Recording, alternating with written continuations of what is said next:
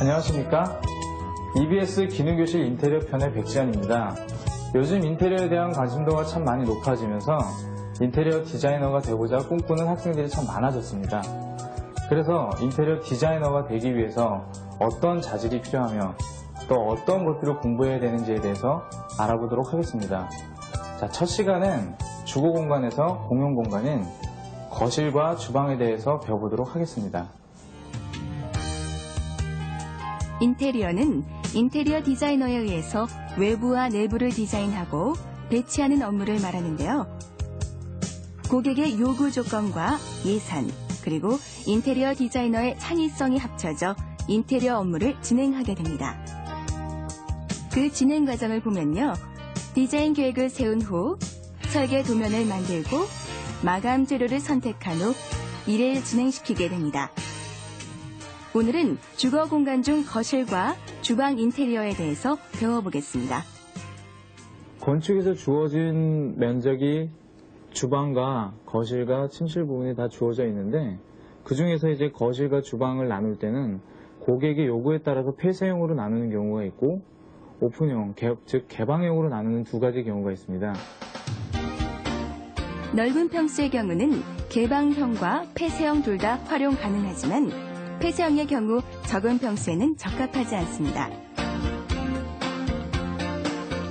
폐쇄형은 벽체 등을 활용하여 분할하는 방법을 말하며 개방형은 수납장이나 가구 등을 활용하여 공간을 분할하는 방법을 말합니다.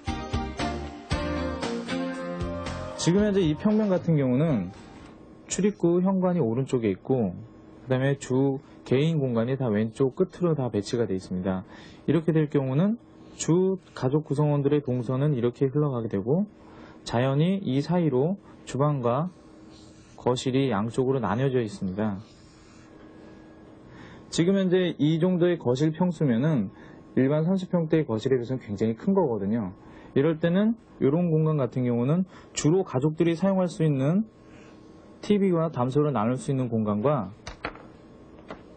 손님을 맞이할 수 있는 응접 공간, 이렇게 두 가지로 구분을 하는 것이 계획상 필요 없는 공간을 제대로 활용할 수 있는 계획안이 될 수 있겠습니다.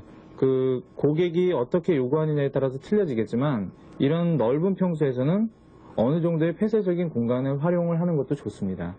근데 요즘 경향은 벽체를 주로 많이 사용하지 않기 때문에 이럴 때는 어떤 수납 공간이나 그 가구 등을 통해 가지고 자연스럽게 공간을 분할을 해주는 것이 더 좋은 방법이라고 생각됩니다. 앞에서 얘기한 65평형 같은 경우는 전형적인 이제 개방형의 어떤 의미를 가지고 있는 도면이라고 할 수 있고요.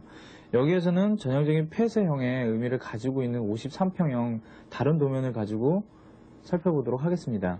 이 공간 같은 경우는 가족 구성원들이 개개인의 어떤 프라이버시를 좀 더 중요하게 여기는 구성원들이기 때문에 그거에 맞춰가지고 어떤 벽체라든지 그런 것들을 좀 적절히 활용한 공간이라고 할 수 있겠습니다.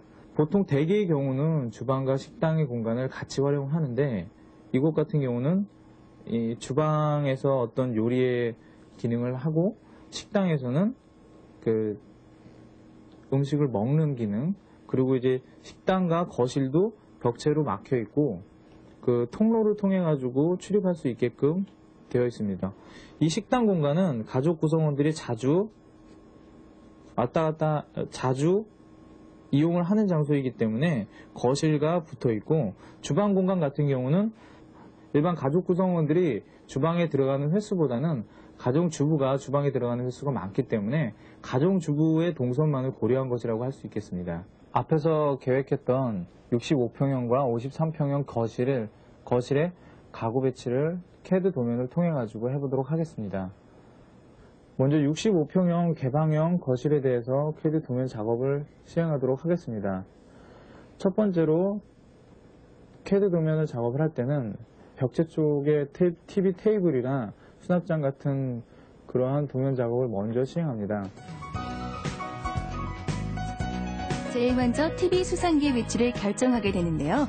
이때는 가족 구성원의 수와 시선 높이를 고려하여 위치를 정한 다음 벽체 중앙에 위치하도록 정해줍니다. 개방형의 경우에는 벽을 최소화하고 가족 공용 공간의 이용률을 극대화하는 형태입니다. 공간이 전체적으로 연결되어서 실제 크기보다 더 넓게 보일 뿐 아니라 공간을 융통성 있게 활용할 수 있는 장점이 있습니다. 거실 반대편 응접실 공간에는 수납장을 배치하여 응접 공간을 활용할 수 있습니다.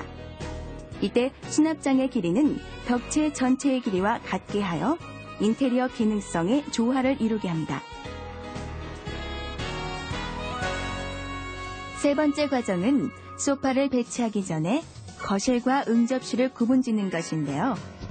개방형 거실의 인테리어이므로 공간을 완전히 차단시키는 벽체를 이용하는 것보다는 눈높이에 맞는 수납장을 활용하여 자연스럽게 공간을 구별하여 주는 것이 좋습니다.